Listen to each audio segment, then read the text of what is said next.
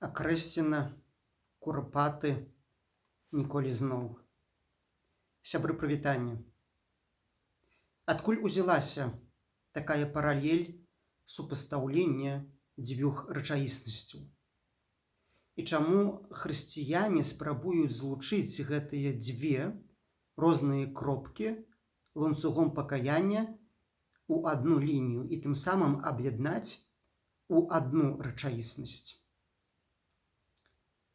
Курапаты – гэта сімвал апагею зла камуністычнага антычалавечага рэжыму 20-го стагоддзя. Акрэсціна – гэта новы сімвал. Гэта сімвал сучаснага аўтарытарнага рэжыму. Гэты рэжым хлуслівы і беззаконны, заточаны на праніжэнне годнасці чалавека і насілля. У ім катаванне, здзек, забойства становіцца нормай. Выбух насілля сёння – гэта прамое наступства праяўленага насілля ў мінулым стагоддзі. Сённяшняя трагедыя Акрэсціна сталася магчымай, бо не было сапраўднага пакаяння за злачынствы камунізма, за курапаты. Гісторыя курапатаў сведчыць, што мы, беларусы, хоць і адзін народ, але падзелены паміж сабою на нашчадкаў катаў і нашчадкаў ахвяраў. Мы – дзеці катаў і мы – дзеці ахвяраў. Так, бацькоў не выбіраюць. І мы не вінаватыя ў злачынствах бацькоў. І мы не можам змяніць гісторыю мінулую. Але мы можам змяніць гісторыю будучую. Мы не зможам з дзяцей катаў ці ахвяраў стаць дзяцьмі праведнікаў. Гэта немагчыма. Але мы можам зрабіць так, каб нашыя дзеці не былі дзяцьмі катаў і ахвяраў, але дзяцьмі праведнікаў. І гэта ўжо залежыць выключна ад нас. Невывучаны урок гісторыі з 20-го стагоддзя, рэпрэсіі, закрытыя архівы і адсутнасць пакаяння не даюць нам магчымасці сёння вырвацца з замкнёнага кола зла. І такім чынам, пасля выбараў атрымалася трагедыя пад назвай Акрэсціна,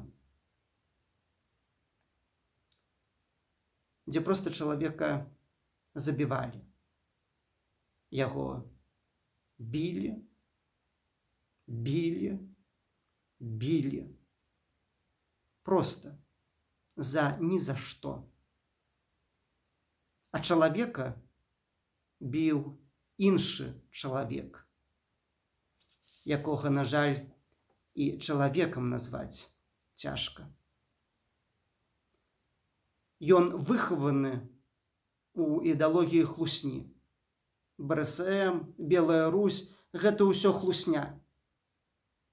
Ён штодня бачыў помнікі катам. Імёны катаў гучалі ў яго вушах.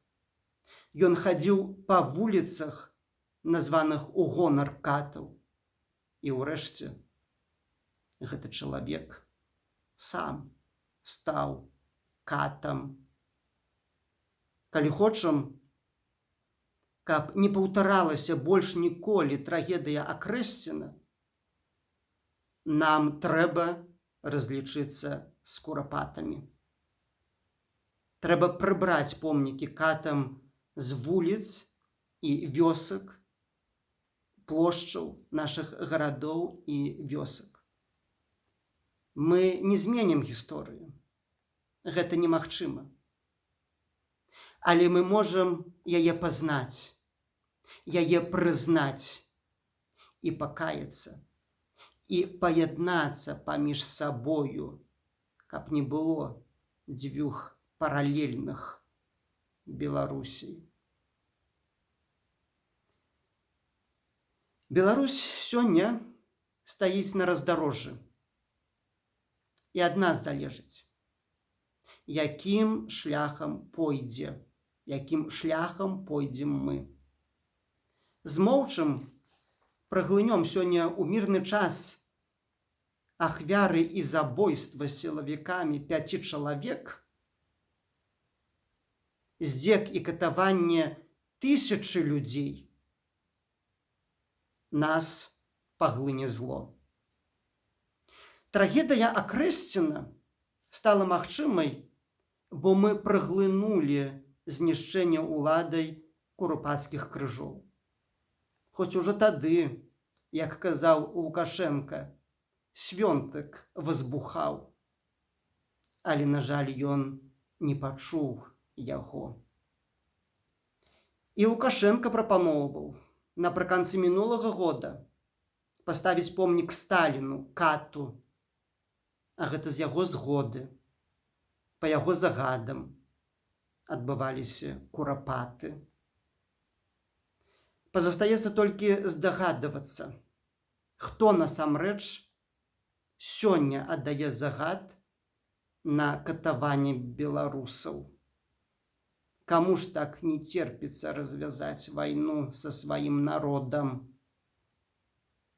Ланцуг пакаяння, Акрэсціна, курапаты – гэта адзіны магчымы варыянт вырвацца з замкнёнага кола зла і насілля. Сябры, мінулая гісторыя сапраўды ніякім чынам не залежыць ад нас. Але ад кожнага з нас залежыць тое, што будзе заўтра. Станавіцеся у ланцуг пакаяння. Яднайцеся з дзяцьмі катаў і ахвяраў. Але разрывайце сувязь са злом. Выходзьце з шэрагаў тых, хто мае ненавісць, кіруецца беззаконнем і хлуснёй. І дапаможа нам Бог, наш нябесны Айцец, Айцец усіх нас. Няхай нашыя нашчадкі стануць пакаленнем, якія будуць казаць: мы дзеці бацькоў-праведнікаў, бо яны пакаяліся. Сябры даслухалі да канца, стаўце падабайку, дзяліцеся відэа у сацыяльных сетках са сваімі сябрамі, знаёмымі. Падпісвайцеся на канал, і гэта будзе гарантыяй таго, што вы яшчэ шмат чаго пачуеце пра хрысціянства ў сучасным свеце і аб тым, як хрысціянін можа адбіраць усё тое, успрымаць усё тое, што дзеецца вакол яго. З Богам!